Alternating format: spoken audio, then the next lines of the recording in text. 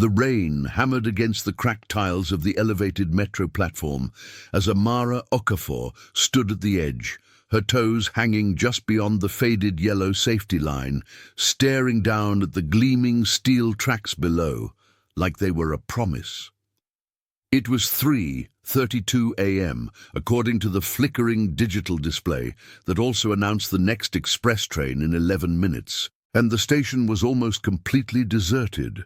Just the distant hum of the city and the occasional rumble of a passing freight train somewhere far away.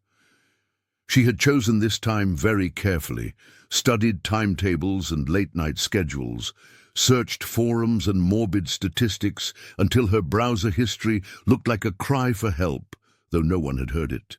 27 years old, and she felt older than the city itself, like every streetlight and pothole carried a memory of something she had lost. 2 years earlier, her father had lost a brutal battle with lung cancer after months of hospitals, tests, and bills that never stopped growing. The smell of antiseptic and cheap coffee burned into her mind. She could still picture him in that hospital bed in Johannesburg, chest rising and falling with the mechanical hiss of the ventilator, his once strong hands reduced to parchment over bone, his voice a whisper as he told her it would be okay even when they both knew it would not. Her mother had disappeared 4 years before that, walking out of their flat one rainy afternoon with a shopping list and a reusable bag, promising to be back before dark. She never returned. No witnesses, no footage that helped, no body, just a missing person report that gathered dust and a police officer's tired shrug that said more than his official words ever could. At first, Amara had burned herself alive with the search, knocking on doors, calling distant relatives, obsessively scrolling through social media in case some grainy photo might show her mother in the background of a stranger's life. Eventually, exhaustion, bills, and real survival had crushed that fire into ash. When her father died, she held his cold hand until the nurse gently pried her fingers away. The insurance payout barely touched the mountain of medical debt.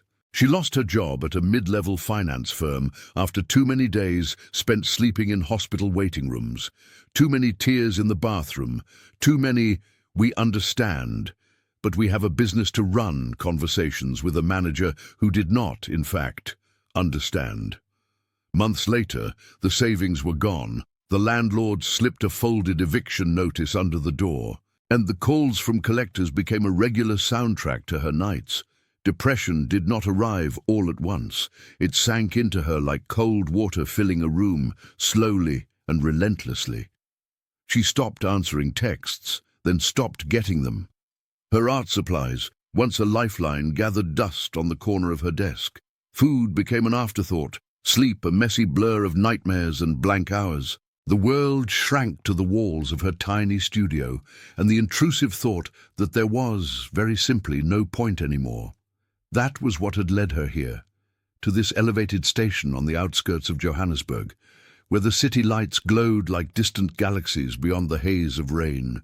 The express train would arrive fast, heavy, and merciless. She had read enough from people who survived jumps off bridges or under trains to know what she didn't want. Pain that lasted, chances for someone to save her, a body left broken but breathing. The train promised speed, finality, and no chance to change her mind once she stepped forward. "One step," she whispered, her voice swallowed by the storm. "Just one." Eyes rouge, her fingers tightened around the cheap metal of the platform railing for a moment before she forced herself to let go. The tracks below seemed to shimmer in the rain, each drop of water catching the harsh glow of the station lights. She imagined the impact, the way everything would go dark in an instant, the way silence might finally drown out the noise in her head. For the first time in months, a strange kind of calm settled over her, like she had solved a complicated equation. That was when she heard it. Not the distant rumble of the incoming train, or the occasional swish of passing cars on the road below, but the sharp, aggressive screech of tires right beneath the station, near the staff parking lot. The sound sliced through the muted city noise, wrong and urgent. Amara frowned despite herself, instinctively turning her head toward the ramp that led down to the lower level, where a few cars were huddled under flickering fluorescent lights. Voices followed, overlapping and hard to distinguish at first. Men barking orders in rapid Korean, boots slapping against wet concrete, the clink of metal. For a heartbeat, Amara considered stepping back from the edge, the way any sane person would when armed strangers appeared beneath a deserted station in the middle of the night. But then she reminded herself that she was not planning on being here much longer. Whatever trouble they were bringing had nothing to do with her. She closed her eyes, feeling the wind whip rain across her face, the chill soaking into her hospital bracelet, the one she still wore from her father's last admission without really knowing why. Maybe part of her wanted someone to see it and understand how she had gotten to this place. Maybe it was just habit. Either way, it clung to her wrist like a ghost of a past she could not fix. The next sound was sharp enough to tear reality in half. A single gunshot echoed from the parking lot below, loud and violent, bouncing off concrete and metal. For a split second, Amara thought it was a car backfiring, her brain scrambling for some less terrifying explanation. But there was no mistaking that sound, not after months of doom scrolling through news clips and crime documentaries to keep her mind from her own thoughts. It was a bullet, fired with intent. Before she could react, pain exploded through her side. The impact slammed into her just under the ribs, a white-hot punch that stole her breath and sent her stumbling backward away from the platform's edge. Her feet slipped on the rain-slick tiles, and she hit the ground hard. The world spinning as cold and wet and heat all collided in her senses. For a moment she did not understand what had happened, her brain lagging behind her body's panic as warmth flooded across her skin. Then she saw the dark stain spreading across her shirt, blooming like ink in water. That was my blood, she realized distantly. Not the train, not yet.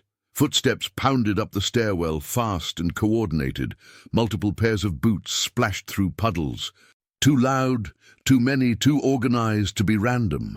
Amara tried to move, to crawl, to drag herself toward the bench or the stairwell or anywhere that was not the middle of the open platform, but her muscles refused to cooperate. Her hands shook as she pressed them against the wound, and the slick, sticky warmth seeping between her fingers answered the question she had been trying not to ask. She was bleeding out. "Check her face," a voice barked, the words low and controlled, accented English cutting through the rain. Another voice responded in Korean, closer, followed by the thud of expensive shoes stopping beside her head. A gloved hand gripped her chin, tilting her face toward the harsh overhead light. "That's not Han Soo-jin," someone said, tone clipped with annoyance. "Wrong woman." Amara's vision doubled, then tripled, the world fragmenting into shadows and water and dark silhouettes. She blinked hard, trying to focus, trying to find one anchor in the chaos, and her gaze snagged on a figure who did not move like the others. He stood a step apart from the group, rain beading on the shoulders of a perfectly cut charcoal coat that looked completely out of place on this grimy platform. His face was sharply defined, cheekbones like carved stone, eyes narrowed as he studied her with an almost clinical detachment. Short black hair clung damply to his forehead, and everything about him, from the straight line of his spine to the stillness of his hands, radiated a dangerous kind of control. He was not the one barking orders. The orders seemed to bend around him. He crouched down beside her with deliberate calm, unbothered by the rain or the spreading pool of blood inching toward his polished shoes. Up close, his features were even more striking, his skin pale against the darkness of his clothes, his gaze so focused it felt like a spotlight. Amara could smell his cologne under the metallic tang of blood, something expensive and understated that did not belong on a train platform at this hour. "Who are you?" he asked, his voice low and steady, his English carrying a faint soul edge that curled around certain consonants. Amara tasted copper at the back of her throat when she tried to speak. No one, she managed, her words slurred and weak. Just wrong place. Her chest burned with every breath, pain flaring each time she forced air in and out. His gaze dropped, taking in her soaked jacket, the hospital bracelet, the way her feet had been angled toward the edge. He did not need her to explain why she had been standing there. The faint tightening of his jaw said he understood more than she wanted him to. "You were going to jump," he said, not bothering to make it a question. Amara let out a shaky laugh that twisted into a cough. "Was," she rasped. "You beat the train to it." He shifted, switching to Korean as he spoke over his shoulder to the men hovering behind him, the rain softening his words, but not the urgency in them. She did not catch the details, only fragments, hospital, secure now, that filtered through the fog in her mind. One of the men started to protest, tone cautious, but the man beside her cut him off with a single, flat no. He slid his arms under her with unexpected gentleness, lifting her as if she weighed nothing. Pain screamed through her side and she gasped, teeth clenching as the world whited out for a second. She wanted to tell him to stop, to drop her, to leave her on the cold tiles she had chosen, but her voice refused to obey. "Don't," she whispered finally, the word thick on her tongue. I was ready, just let me go." The man looked down at her, something flickering behind his composed expression for the briefest moment. It was not quite pity, not quite anger, but something darker and more complicated, something that looked a lot like self-disgust. "Not like this," he said quietly, "and not because of my bullet." As he carried her toward the stairwell, his men forming a shield around them, Amara realized dimly that this stranger had just ruined her plan and maybe her last bit of control over her life. There was a bitter irony in that, and if she had any strength left, she might have laughed. Instead, she let her head fall against his chest, listening to the steady thump of his heart under the distant roar of the approaching train she had never met. She did not know his name. She did not know that half the city whispered it with fear and grudging respect. She only knew that darkness was closing in at the edges of her vision, and for the first time in a long time she was scared of it. The last thing she saw as the world slipped away was the blurred glow of the station lights reflected in a passing train's windows, and the outline of the man carrying her, unflinching, into whatever came next. The car was a fortress on wheels, bulletproof glass, leather that smelled like money, and a partition separating the back from the driver that hummed with the kind of silence only true insulation could provide. Amara drifted in and out of consciousness, aware only of pressure against her wound, hands that moved with efficient urgency, and voices speaking in rapid Korean that her brain could not process. Someone had pressed gauze to her side, applying steady pressure that sent fresh waves of agony through her ribs every time the car hit a bump. Through the haze, she caught fragments of conversation. The man who had carried her was on the phone, his tone clipped and authoritative, switching between Korean and English as he issued orders. "Prepare the medical suite, Dr. Choi. Yes, immediately, full discretion." His words overlapped with the hum of the engine and the distant wail of a siren somewhere in the city. One of the other men leaned forward, hesitant. "Boss, if she's not Sujin, shouldn't we just—" The man, the one they called Boss, cut him off with a sharp glance. "I don't leave loose ends, Taiwan," he said, his voice dropping into something colder. "And I don't let innocents bleed out because of our mistakes." Amara wanted to laugh at that. Innocent, as if planning your own death qualified as innocent, as if she had not been ready to throw away the one thing her parents had fought to give her, life itself, But the thought slipped away as quickly as it came, swallowed by the exhaustion pulling her under. The city blurred past the tinted windows, lights smearing into streaks of gold and red. She felt the car turn sharply, then slow, the sound of a gate rolling open somewhere ahead. Gravel crunched under the tires as they pulled into what felt like a private driveway, and when the vehicle finally stopped, the silence was immediate and absolute. The man lifted her again, this time with even more care, and carried her through what looked like the side entrance of a sprawling estate. The hallways were pristine, marble floors reflecting soft overhead lighting, artwork that probably cost more than her entire life hanging on walls painted in muted neutrals. It was not a hospital, that much was obvious, but it was not a typical home either. Everything about it whispered money and secrecy in equal measure. They brought her to a room that looked like it belonged in a private clinic.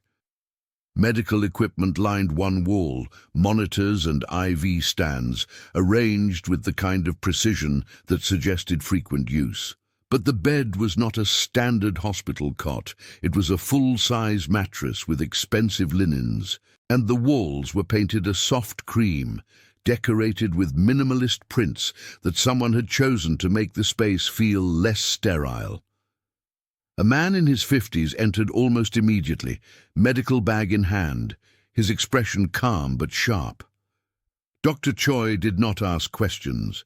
He simply moved to Amara's side, cutting away her blood-soaked shirt with practiced efficiency, and began assessing the wound with the kind of focus that came from years of doing exactly this, in exactly these kinds of situations. "Through and through," he muttered in accented English, glancing up at the man who still stood near the door. "Lucky. Missed the major organs.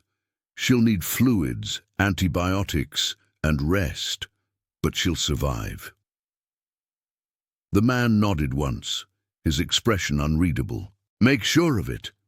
Dr. Choi worked quickly, cleaning and stitching the entry and exit wounds, while Amara floated somewhere between consciousness and darkness, her mind too fogged by shock and blood loss to fully register the pain. She felt the prick of an IV being inserted, the cool rush of fluids entering her veins, and the weight of a blanket being pulled over her. When she finally opened her eyes again, the room was dimmer, lit only by a single lamp in the corner and the soft glow of medical monitors tracking her vitals. Her body felt heavy, disconnected, like it belonged to someone else. The pain in her side had dulled to a deep, persistent ache, manageable but impossible to ignore. The man was still there. He sat in a leather chair near the window, a handgun disassembled on the small table in front of him, his fingers moving through the familiar motions of cleaning and reassembling it, with the kind of muscle memory that suggested he had done this 1,000 times before. He had changed out of his rain-soaked coat into a black button-down shirt, sleeves rolled to his elbows, revealing forearms marked with faint scars that told stories he would probably never share. He did not look up when she stirred, but his voice came low and even. "The bullet went clean through. Dr. Choi is one of the best. You'll be sore for a while, but you'll live." Amara tried to sit up and immediately regretted it, a sharp flare of pain shooting through her torso. She hissed through her teeth, falling back against the pillows. "Where am I?" Her voice was rough, throat dry as sand. "Somewhere safe," he said, clicking a magazine into place with a smooth, practiced motion. "Somewhere private, somewhere you can't leave. Not yet." The words settled over her like a weight. "So I'm a prisoner." "You're contained," he corrected, finally looking up at her. His eyes were dark, unreadable, but there was something in them that was not quite cruelty. "Until I know you're not a threat." Amara let out a weak, bitter laugh. "A threat?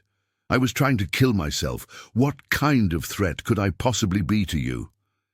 He studied her for a long moment, then set the gun aside and leaned back in his chair. "You are standing exactly where Han Soo-jin walks every late night. Same time, same position. That's not a coincidence I can afford to ignore." I don't know who that is, Amara said, exhaustion making her words slow. I went there because it was quiet, because the express train comes through fast enough that I wouldn't have to feel anything. His jaw tightened just slightly. Prove it. She wanted to scream at the absurdity of it. How exactly did someone prove they wanted to die? Check my phone, she said flatly. Search history, suicide methods, train schedules. How long does impact take? Need more evidence? He called out in Korean, and within seconds one of his men appeared in the doorway. The man from earlier, the one who had questioned leaving her alive, stepped inside with her belongings in a sealed bag. The boss gestured, issuing instructions in a low, controlled tone, and the man nodded before leaving again with her phone and the small, battered laptop she had brought to the station for reasons she could not even remember now. If your story checks out, the man said, returning his attention to her, we'll talk about what happens next. And if it doesn't? Amara asked, though she already knew the answer. His expression did not change. Then we'll talk about that too. She closed her eyes, the exhaustion pulling at her like an anchor. You shot me. You ruined my plan. And now you're keeping me prisoner because you think I might be a spy or something. This is insane. Yes, he agreed simply. But you're alive. And for now, that's what matters. Before she could respond, he stood and moved toward the door. The bathroom is through there, he said, nodding to a door on the far wall. Clothes in the wardrobe should fit. Dr. Choi will check on you in a few hours. Don't try anything foolish. Like what? She muttered, jumping out a window instead of in front of a train. His hand paused on the door handle, and when he turned back, there was something almost like pain in his eyes. Exactly like that. He left without another word, the electronic lock engaging with a soft click that sounded far too final. Amara lay there in the dim light, staring at the ceiling, her mind spinning in circles. She had wanted to die on her terms, at a time and place of her choosing, and instead she had been shot, saved and imprisoned by a stranger who clearly operated in a world she did not understand. The irony was so sharp it almost cut. The days that followed blurred into a routine that felt surreal. Dr. Choi visited twice a day, checking her wound with gentle hands and kind eyes that had seen far too much suffering to ask unnecessary questions. The guards brought meals that belonged in high-end restaurants. Perfectly grilled fish, seasoned vegetables, rice cooked to perfection, Western-style breakfasts with eggs and toast. It was all wasted on her. Everything tasted like ash. She learned the rhythm of her captivity quickly. Medication at 7 a.m., breakfast at 8, Dr. Choi at 10, lunch at 1, another check at 4, dinner at 7, then long empty hours until sleep finally claimed her. The room had no clock, but her body adapted, internal rhythms syncing to the pattern they imposed. There were 3 guards she saw regularly. Chen, a massive man with a Taiwanese accent and prison tattoos peeking out from his collar, never spoke to her, but handled the meal trays with surprising gentleness for someone who looked like he could snap steel with his bare hands.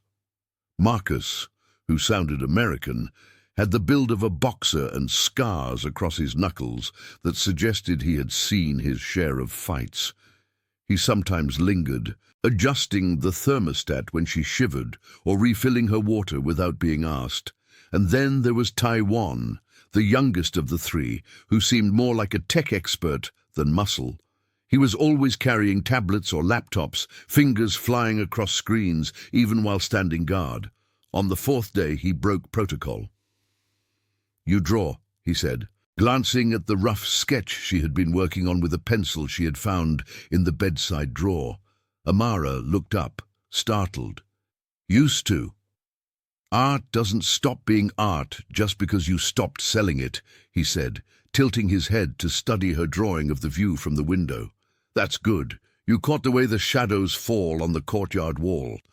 She did not know how to respond to that. "You know art?" I know computers, Taewon replied with a faint smile. But my younger sister studied art in Busan. She painted murals. He paused, and the smile faded. Studied, past tense. The weight of that correction hung between them, and Amara did not ask. In this world she was learning, the past tense often came with blood. The man who had shot her, the one they called boss, appeared unpredictably, sometimes during meals, sitting across from her in silence while she forced herself to eat food that had no taste. Sometimes late at night, when she would catch the faint scent of cigarette smoke drifting in from the hallway, mixed with something sharper and metallic that she tried not to identify.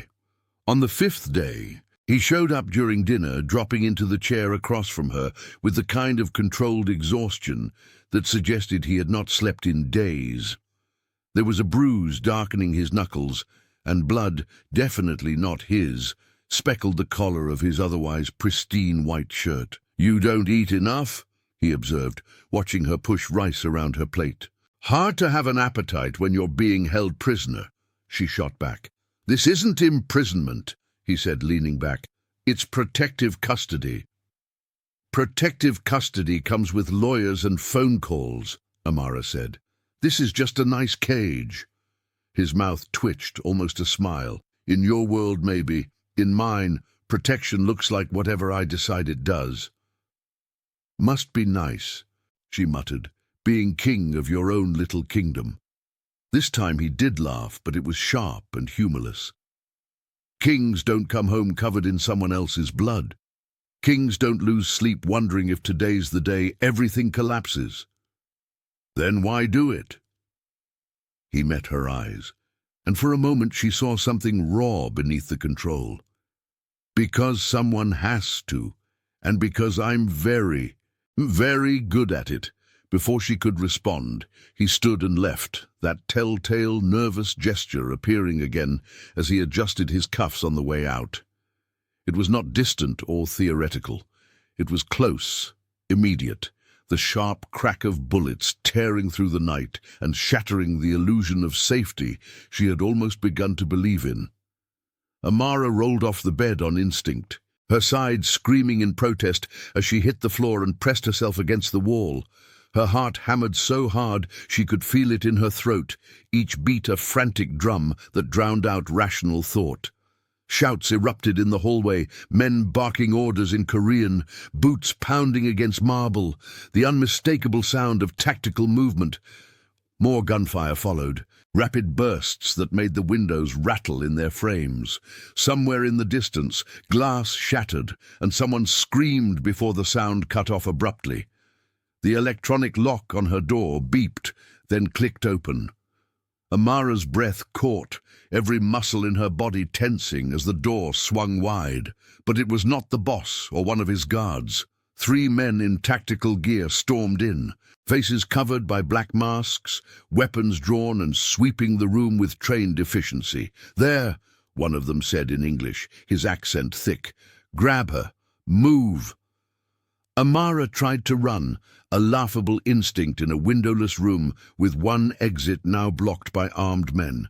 But her body was still weak, still healing, and she barely made it 2 steps before they were on her. One of them grabbed her arm and yanked her backward with brutal force, zip-tying her wrists behind her back so tightly the plastic bit into her skin. "Package secured," the leader said into his radio, his tone clipped and businesslike. "Moving to extraction." They dragged her into the hallway, and for the first time, Amara saw the true scale of the compound. It was not just a house. It was a sprawling maze of corridors and rooms, each one more lavish than the last, artwork and antiques lining walls that now bore scorch marks and bullet holes.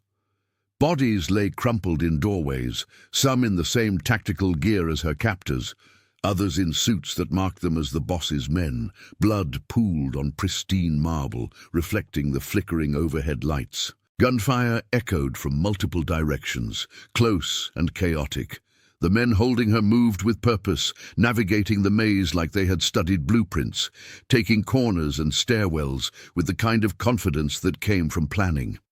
Amara stumbled, her legs barely keeping up, and one of them grabbed her by the collar and shoved her forward. They reached what looked like a service exit, a heavy steel door that opened onto a darkened loading area. Freedom, or at least a different kind of captivity, was just steps away. That was when he appeared. The boss came around the corner like a force of nature, moving with a lethal grace that made the armed men in tactical gear look clumsy by comparison. He did not shout, did not hesitate. His gun spoke first. 2 sharp cracks. 2 men dropped before they could even raise their weapons. The third man reacted on instinct, yanking Amara in front of him as a shield and pressing a knife to her throat. The cold edge of the blade bit into her skin, and she felt a warm trickle of blood run down her neck. "Back off!" the man snarled, his voice trembling despite the bravado. "Back off, or I open her throat right here." The boss stopped, but his expression did not change. He lowered his gun slightly, just enough to make the man think he was complying, and Amara saw the tension in the man's shoulders ease fractionally. That was his mistake. The boss moved so fast Amara barely registered it. He closed the distance in a heartbeat, his hand snapping out to catch the man's wrist and twist the knife away from her throat with brutal efficiency. The blade clattered to the ground, and the 2 men crashed into the wall with enough force to crack the plaster. Amara stumbled free, gasping, and turned just in time to see the boss's face. It was unrecognizable. The calm, controlled businessman was gone, replaced by something primal and savage. He slammed the man's head into the wall once, twice, 3 times, each impact accompanied by a sickening thud, and when the man finally slumped to the ground, he did not move again. The boss turned to her immediately, his hands finding her face, her shoulders, checking for injuries with a frantic intensity that was completely at odds with the violence he had just unleashed. "Are you hurt?" "No, she started, but the words caught in her throat. More gunfire erupted from deeper in the building, closer now. He pulled a knife from his belt and cut the zip ties binding her wrists, then grabbed her hand and pulled her close. "Stay with me. Don't let go." They moved through the compound like ghosts, the boss leading with a certainty that spoke of years spent memorizing every corner, every blind spot, every weakness in his own fortress. Twice more they encountered armed men, and both times the boss dealt with them before Amara fully processed the threat. He moved like violence was a second language. Every motion efficient and deadly. They reached a reinforced door, some kind of panic room, and he pushed her inside. The walls were lined with monitors showing feeds from security cameras throughout the compound, and shelves stocked with medical supplies, weapons, and enough food and water to last weeks. "Stay here," he ordered, already turning to leave. "Where are you going?" Amara's voice came out sharper than she intended, fear bleeding through. "To end this." "Wait!" He crossed back to her in one stride, caught her face between his hands, and kissed her. It was not gentle or careful. It was desperate, fierce, tasting of adrenaline and copper, and something that felt like fear. Amara's mind went blank. Every rational thought about captivity and Stockholm Syndrome and the insanity of this situation burned away by the heat of his mouth and the way he kissed her like she was oxygen, and he was drowning. When he pulled back, they were both breathing hard. "Lock the door," he said, his voice rough. "Don't open it for anyone but me or Taewon. Understand?" She nodded, unable to form words. Then he was gone, the door sealing behind him with a heavy, final thud. Amara stood frozen, fingers lifting to touch her lips, tasting the metallic hint of blood and chaos. The man who had shot her, kept her prisoner, and turned her life upside down, had just kissed her in the middle of a gunfight. And worse, far worse, she had kissed him back. The battle raged for another hour. She huddled in the safe room, watching the security feeds with mounting horror as the compound turned into a war zone. Men fought and died in hallways she had walked through, rooms where she had eaten meals and sketched to pass the time. The cameras showed the boss moving through the chaos like a dark angel, methodical and merciless, cutting down anyone who stood between him and the attacker's leader. Several times, someone tried the door to the safe room. The handle rattled, voices shouted in Korean she could not understand, but the reinforced locks held. Finally, silence. It was almost worse than the gunfire, a heavy, oppressive quiet that made her ears ring. She waited, heart pounding, staring at the door like it might explode inward at any second. Then a knock, controlled, deliberate. Amara. His voice, rough and exhausted. "It's me." She hesitated, her hand hovering over the lock. "How do I know it's really you?" A pause. "You sketch the courtyard view, but you always add birds that aren't really there. You take your coffee with 2 sugars, but pretend you drink it black. You touch that hospital bracelet when you're anxious, and you've been doing it constantly since you got here." Her breath caught. She unlocked the door. He looked like he had walked through hell and barely made it out the other side. Blood soaked his shirt, his and others, impossible to tell which. A deep cut ran from his temple down to his jaw, still bleeding sluggishly. His knuckles were destroyed, skin split over bone, and he swayed slightly on his feet, like standing was taking every ounce of willpower he had left. But he was alive, standing, looking at her like she was the only thing in the world that mattered. "Is it over?" she whispered. "For tonight," he said, his voice raw. "Odujin got away, but we decimated her forces. She won't try again soon. You're hurt. I've had worse. That doesn't make it better." She moved without thinking, steadying him as he swayed again, and guided him to the chair in the corner of the safe room. He let her, which told her more about his condition than words ever could. She found the medical supplies Dr. Choi had stocked, her hands shaking only slightly as she pulled out antiseptic, gauze and butterfly stitches. "You don't have to do this," he said quietly, watching her work. "You saved my life," she replied, meeting his eyes. "Again, let me do this." He did not argue. She cleaned the wounds as gently as she could, her mother's voice echoing in her head from years of childhood lessons on basic first aid. The cut on his face was deep, angry, and would definitely scar. She applied butterfly stitches with careful precision, aware of how close she was standing, how his hands had come to rest lightly on her waist to steady himself. "You've done this before," he observed, wincing as she worked. "My mother was a nurse before she disappeared," Amara said softly. "She taught me the basics." "That's going to scar," she added, stepping back to assess her work. "Good," he said. "Soo-jin should leave marks." "Why did you kiss me?" The question escaped before she could stop it. His hands tightened slightly on her waist. "Because I thought I might die.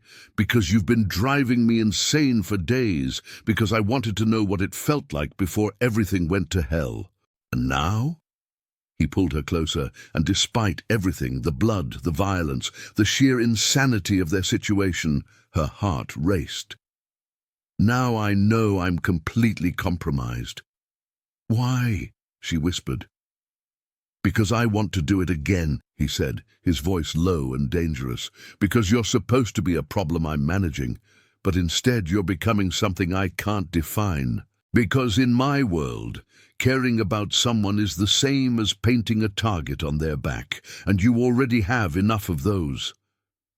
She should have stepped away, should have remembered she was his prisoner, that this was insane, that Stockholm Syndrome was real. Instead, she found herself leaning closer. "I hate you," she whispered. "I know. You destroyed everything. I know. I can't stop thinking about that kiss." His eyes darkened. "I know that too." This time when he kissed her it was slower, more controlled but no less intense. His hands tangled in her hair, and she could taste blood and rain and something that felt dangerously like hope. A knock shattered the moment. "Young!" Taewon's voice came through the door. "We need you. There's a situation with the cleanup." The boss, she still did not know his real name, pulled back and rested his forehead against hers for a moment. This doesn't change anything. You're still not free to leave. I know. I'm still the man who shot you. I know, and you still hate me. She considered that, then answered honestly, yes, but apparently that's not all I feel. He stood steadying himself with visible effort, and she saw the mask slip back into place. The vulnerable man disappeared, replaced by the crime lord, who commanded fear and loyalty in equal measure. "Don't die," she said as he moved toward the door, and she was surprised by how much she meant it. His smile was sharp, dangerous, and somehow beautiful. "Not planning on it. I'm not done driving you insane yet." Then he was gone, leaving her alone with the taste of him on her lips and the terrible realization that somewhere between captivity and chaos, she had begun to fall for the man who had destroyed her carefully laid plans for death. The aftermath of the attack left the compound in ruins. Amara was moved again, this time to a suite in the main house, a decision the boss made without explanation. The new room had floor-to-ceiling windows with bulletproof glass overlooking gardens, now scarred with blast marks, and patches of scorched earth where the rain had not quite washed away the evidence of violence. She did not see him for 2 full days. Taewon brought meals and updates delivered in clipped sentences. "Boss is handling negotiations. 7 of our men dead. 14 of theirs. The Han family is demanding a meeting." "Is he okay?" Amara asked, hating how much she cared. Taewon gave her a knowing look. "Boss is always hurt. He just hides it better than most." On the 3rd day, Amara woke to find someone sitting in the chair by her window. Not the boss. A woman, elderly but regal, wearing a traditional hanbok in deep indigo that looked like it cost more than a car. Her face was lined but sharp, her posture perfect despite her age, and her eyes, dark and knowing, reminded Amara painfully of the man who had been haunting her thoughts. "You're awake," the woman said, her English accented but precise. "Good. We need to talk." Amara sat up slowly, wincing at the pull in her side. "Who are you?" "Kang Min Seo," the woman replied, standing with the kind of grace that came from a lifetime of commanding rooms. "His grandmother. And you're the girl causing all this trouble." "I didn't cause anything," Amara said, frustration bleeding into her voice. "Your grandson shot me." "Yes, he mentioned that," the grandmother said, moving closer. "Several times, actually. He seems quite fixated on that particular mistake." She sat on the edge of the bed, uninvited, studying Amara with the kind of intensity that made her want to shrink back. "Do you know what my grandson usually does with mistakes, Miss Okafor?" "I can imagine." "No, you can't," the older woman said flatly. "Because if you could, you would understand how extraordinary your continued existence is. He was raised to lead, groomed from childhood to take over his father's empire. Emotion was trained out of him before he could form full sentences. Yet here you are, alive, protected, kissed, if my sources are correct." Heat flooded Amara's face. It doesn't mean anything." "Child," the grandmother said, and there was something almost pitying in her tone. "It means everything. My grandson doesn't do halfway. When he commits to something, it's absolute. The question is whether you can survive that kind of intensity." "I'm his prisoner," Amara said quietly. "There's nothing to survive except captivity." The old woman laughed, sharp and bitter. "You stopped being just a prisoner the moment he carried you off that platform instead of letting you bleed out. You became something far more dangerous, a weakness." Before Amara could respond, the door opened. He walked in and stopped short, seeing his grandmother. "Halmoni," he said, his tone shifting into something careful, "you shouldn't be here." "I go where I please, grandson," she replied, standing and smoothing her hanbok. "Your father would be appalled by this situation." "My father is dead." "Yes." and you're following his path admirably." Her voice was ice. "How many more will die for this girl?" "As many as necessary."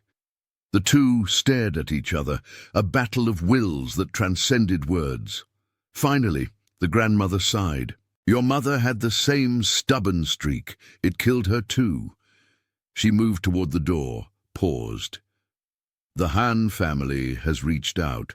They want a meeting about Soo-jin tomorrow. Neutral ground, already arranged." She glanced back at Amara. "Try not to die, girl. It would inconvenience everyone." After she left, silence stretched between them.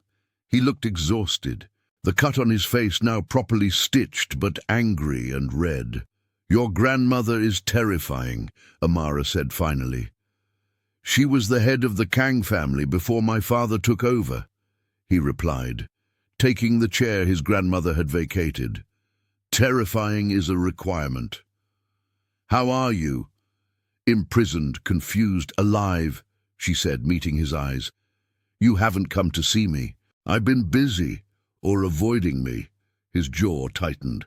"Handling a war that started because I kept you alive." "So why did you?" Amara pressed. "Your grandmother's right. You could have let me die on that platform. Should have, by your world's logic." He was quiet for so long she thought he would not answer. "Then, that night, you looked at those tracks like they were salvation. I recognized that look." "Why?" "Because I wore it once," he said, leaning back and closing his eyes. "After my father died, and I inherited an empire I never wanted. I stood on a rooftop, ready to step off. Then my phone rang. One of my men's wives was in labor, complications, needed money for emergency surgery they could not afford. And I realized my death would cascade into dozens of others who depended on me." "So you lived out of obligation," Amara said softly. "I survived out of obligation," he corrected, opening his eyes. "Living came later. You didn't have obligations keeping you here, just pain, and I added to it. I shot you. You also saved me. Those aren't mutually exclusive." He stood, crossed to her, sat close enough that she could feel his warmth. "Soo-jin took one of my men yesterday, tortured him for hours, sent me video. She wanted to trade him for you." Amara's breath caught. "What did you do?" "I sent Taiwan and a team. They got him back, most of him." His hand found hers, thumb tracing her knuckles. "Then I sent Soo-jin something in return, her brother's finger." She jerked back, but he held her hand firm. "This is who I am. This is what I do. I protect what's mine with absolute violence, and somehow, in these few weeks, you've become mine." "I'm not property," she whispered. "No," he agreed. "You're more dangerous than that. You're someone I'd burn this entire city down to keep safe." "I didn't ask for that." "Neither did I." He lifted her hand, pressed his lips to her palm. "The meeting tomorrow will determine if this war continues or ends. Either way, things change after." "How?" He released her hand. "If Soo-jin backs down, you'll be safe to leave. If she doesn't..." He stopped. "If she doesn't, what?" "Then I kill her and everyone who stands with her," he said simply, like discussing the weather. "And then you leave anyway." Amara stared at him. "You're letting me go?" "I'm giving you the choice I should have given you weeks ago," he said, moving toward the door. "Freedom or protection? Your old life back or a new one here? Choose wisely." "Why now?" He paused, his hand on the door handle. "Because my grandmother is right. You're a weakness I can't afford, but more than that, you deserve a choice, and I have no right to make it for you." That night, Amara could not sleep. She sketched until her fingers cramped, trying to capture the contradiction that was this man. The monster who killed without hesitation. The man who kissed her like she was precious. The captor offering freedom. At 3:00 a.m., always that cursed hour, her door opened. He stood there in sleep pants and nothing else, revealing a torso marked with scars that told violent stories she would probably never fully know. "Can't sleep either," he said. And it was not a question. She shook her head. He entered, closed the door, leaned against it. "The meeting is in 6 hours. The Han family will demand blood for what I did to Sujin's brother. Will you pay it? Depends on their terms." He moved closer, drawn by gravity he could not seem to fight. "Are you afraid?" "Of you, always." "Good," he said. "You should be." One of her sketches caught his eye, a drawing she had done from memory of him in that moment before the kiss during the attack, eyes blazing with barely controlled violence. He picked it up carefully. "This is how you see me?" "Sometimes." "And other times," she took the sketch, set it aside. "Other times I see the man who held me while I bled, who brought art supplies to a prisoner, who kisses me like the world is ending. It might be," he said quietly, "then we should make the most of tonight." The words hung between them, an invitation and a challenge. He went perfectly still. "Amara!" "I know what you are." She cut him off, turning to face him fully. "I know what you've done. I know this is insane. I also know that in 6 hours everything changes. So before it does, I want to know what it's like." What's like?"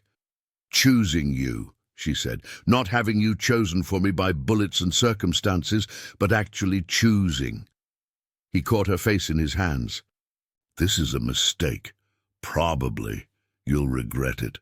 Maybe. I won't be able to let you go after." His voice was rough. "If we cross this line, I won't let you walk away." "I know," she whispered, leaning into his touch. "That's why it has to be my choice." He kissed her then, and this time there was no gunfire, no chaos. Just the two of them, and the impossible gravity pulling them together despite every reason they should stay apart. It was different from before. Not desperate or born of violence, but intentional, deliberate, a claim and a surrender wrapped into one. When he pulled her against him, she could feel the rapid beat of his heart, taste the faint whiskey on his breath from whatever he had used to chase away sleep. "Your wound," he murmured against her lips, pulling back just enough to check. "It's fine," she assured him, pushing him toward the bed. "I'm not fragile." "No," he agreed, his hands spanning her waist as she straddled him, watching his control fracture under her gaze. "You're the strongest person I know. Surviving everything you've been through, surviving me." "Stop talking," she breathed, and he flipped them in one smooth motion, pinning her beneath him. "You don't give orders here," he said, his smile dark and promising. "Then what do I do?" Her eyes gleamed with challenge. "You choose," he whispered. "Every second, every touch." The hours until dawn blurred into something timeless, a tangle of skin and breath and whispered truths they had no right to share. When they finally lay exhausted, Amara traced the scars on his chest while he played with her hair, his fingers gentle in a way that felt foreign on a man like him. "Tell me about this one," she said, touching a puckered mark near his ribs. "Knife fight. I was 19, still learning the hard way. This?" Her finger moved to a jagged line across his collarbone. "Bullet. 24. Rival trying to take what wasn't his." "You've been dying slowly your whole life," she observed softly. He caught her hand, brought it to his lips.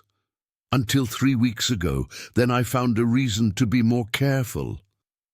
"I'm not a reason," she protested. "I'm a complication."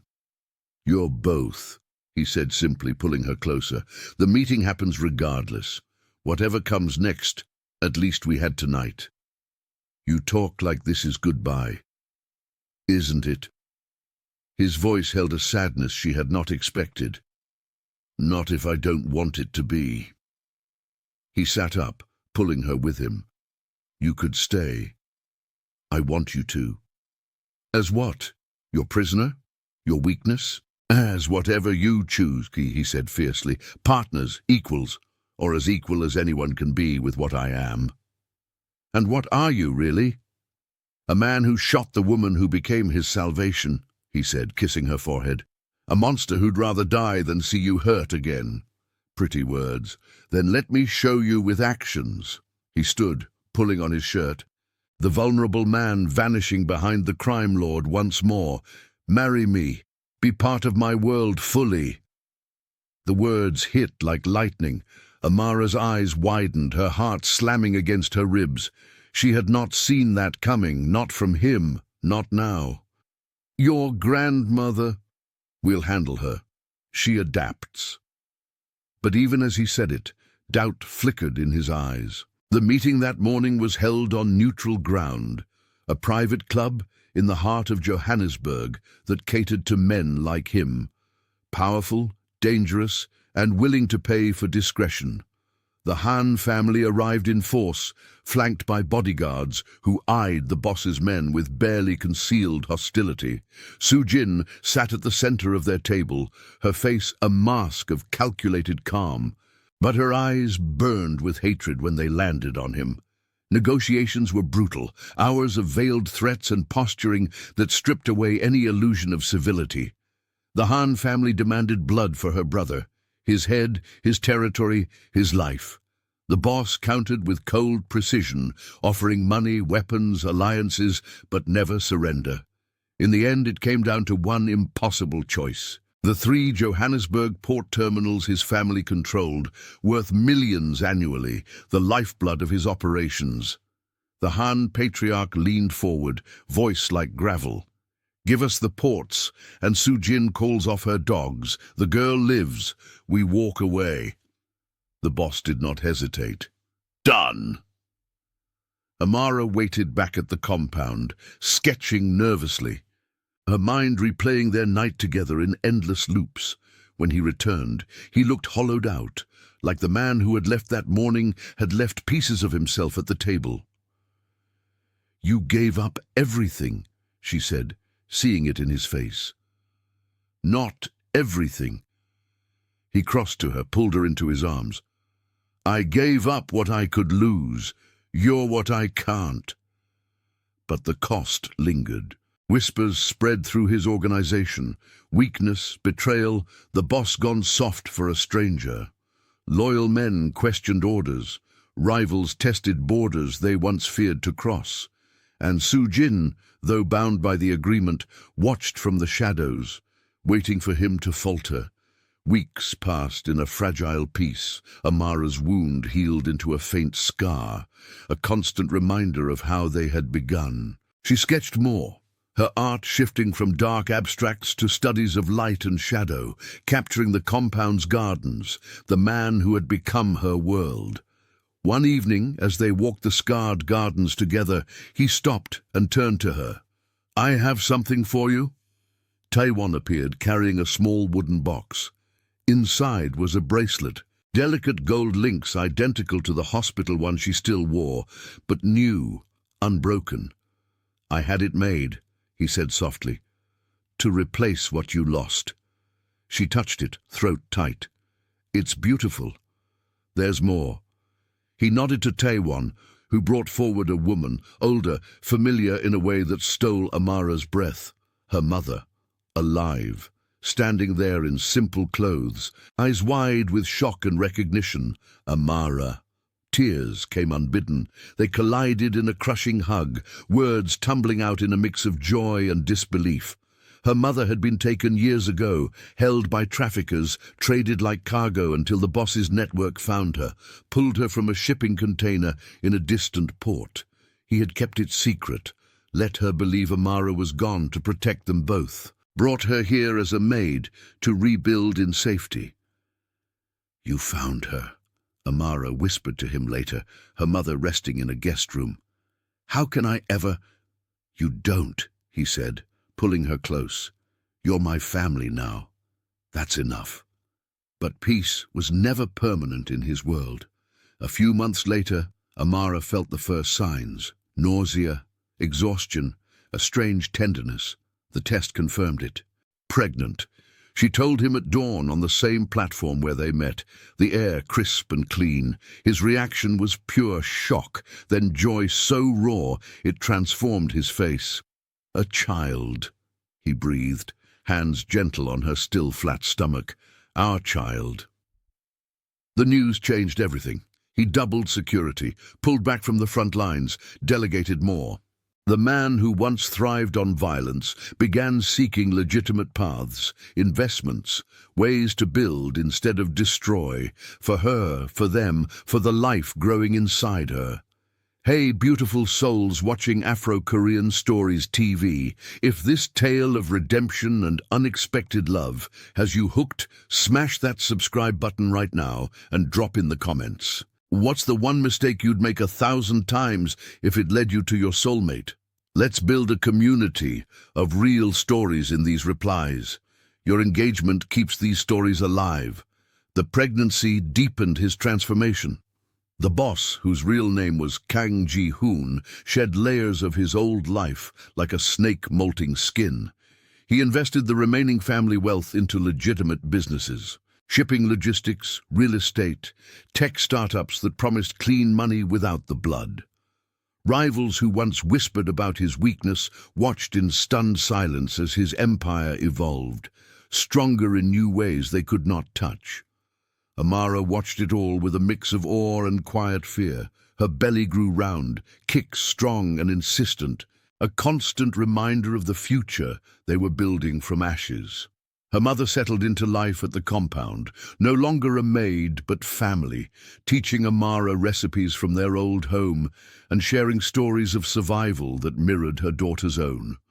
Soo-jin kept her distance, bound by the port deal, but shadows of her influence lingered in late-night threats and unexplained accidents that Ji-hoon neutralized before they reached Amara.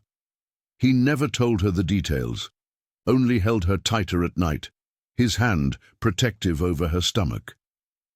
As her due date approached, Ji-hoon took her back to the platform where it all began, not at 3 a.m., but in golden afternoon light, the tracks humming quietly below. He dropped to one knee, a simple ring in his palm, nothing flashy but perfect. "Marry me," he said again, voice steady. "Not out of chaos or captivity, but because I choose you. Every day." Tears blurred her vision. "Yes," she whispered, pulling him up into an embrace that lasted until the sun dipped low. Their wedding was small, intimate, held in the compound's restored gardens under a canopy of lanterns. Amara wore white silk that draped over her pregnant belly, her mother beaming beside her, Taewon and the guards standing witness in suits instead of tactical gear. Ji-hoon looked at her like she was the only light in his dark world, vows exchanged in whispers that carried the weight of everything they had survived. The baby came 2 weeks later, a girl with Ji-hoon's sharp eyes and Amara's warm skin, healthy cries filling the medical suite where Amara had once lain bleeding. Dr. Choi delivered her, tears in his eyes for the first time Amara had seen. They named her Aisha Minji, bridging their worlds in a single breath. Ji-hoon held his daughter like she was fragile glass, the crime lord reduced to a father, learning to cradle new life. "She's perfect," he murmured, looking at Amara with gratitude that bordered on reverence. "You gave me this." In the quiet hours after, as rain pattered against the bulletproof windows, Amara traced the scar on her side, now joined by stretch marks and the soft weight of motherhood. She had gone to that platform to end everything, but fate, or a stray bullet, had rewritten her story into something unbreakable. Ji-hoon built a nursery overlooking the gardens she had sketched so many times, walls painted with birds that weren't really there, just as she drew them. Her art filled their home now, vibrant pieces capturing light where there had once been only shadow. Her mother rocked Aisha to sleep with lullabies from Lagos, while Taewon installed top-tier security that hummed silently in the background. Challenges came, as they always did in his world, rival encroachments, old debts resurfacing, but Ji-hoon faced them differently now, Negotiations over violence, lawyers over guns, alliances forged in boardrooms instead of blood. Amara stood beside him, no longer a prisoner or weakness, but his equal. Her sketches turning into designs for their legitimate ventures. One night, as Aisha slept between them, Ji-hoon turned to Amara. "That bullet was the best mistake I ever made." She smiled, threading her fingers through his. "And the train I never met was the luckiest miss of my life." Years later, the platform stood quiet, a monument to beginnings no one else knew. They returned sometimes, Aisha toddling between them, oblivious to the history etched into the concrete. The world had not stopped being dangerous, but they had carved out a space within it, fierce, improbable, theirs.